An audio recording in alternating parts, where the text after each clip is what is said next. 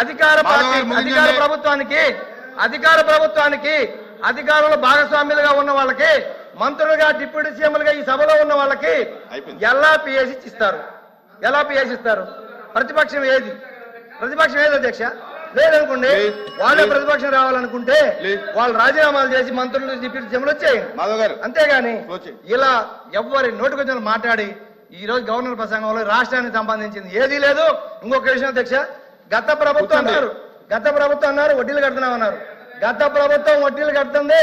వాళ్ళు చేసిన అప్పులకి మేము చేసిన అప్పులకి మేము కట్టే వాళ్ళు చేసిన అప్పులకి 3.5 లక్షల కోట్ల అప్పు 19 నాటికి ఉంటే 1 లక్ష కోట్ల బాకీలు పెట్టిపోతే ఆ బాకీలు 19-24 మధ్యలో జగన్మోహన్ రెడ్డి ప్రభుత్వం తీర్చింది. ఆ 3.5 లక్షల కోట్లకి మేము వడ్డీ కట్టాం 5 ఏళ్ళు.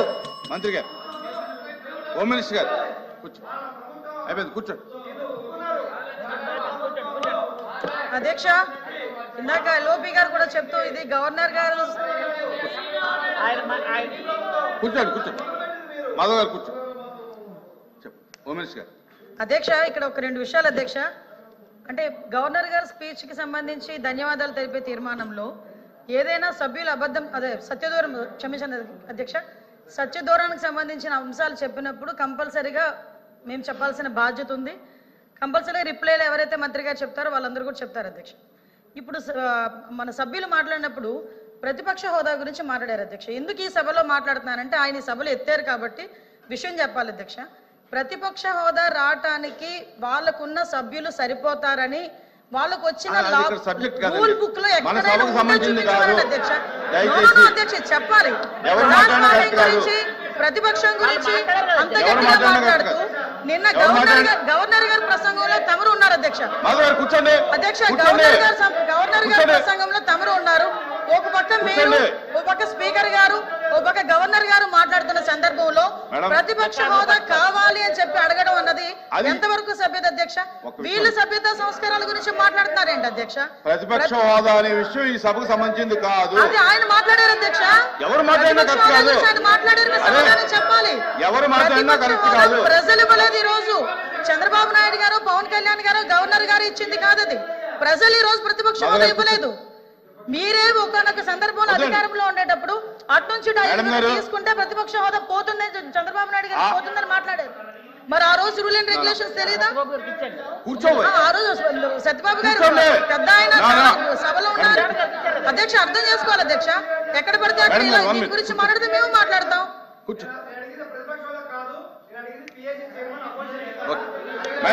ఎలా ఇస్తారండి అపోజిషన్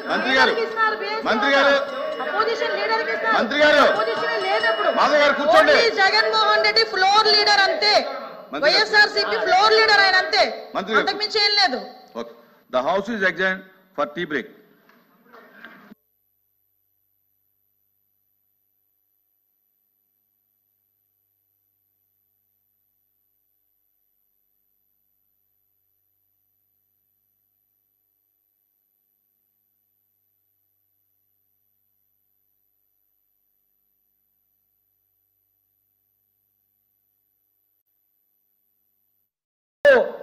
నాటికి ఉంటే 1 లక్ష కోట్ల బాకీలు పెట్టిపోతే ఆ బాకీలు 19-24 మధ్యలో జగన్మోహన్ రెడ్డి ప్రభుత్వం తీర్చింది.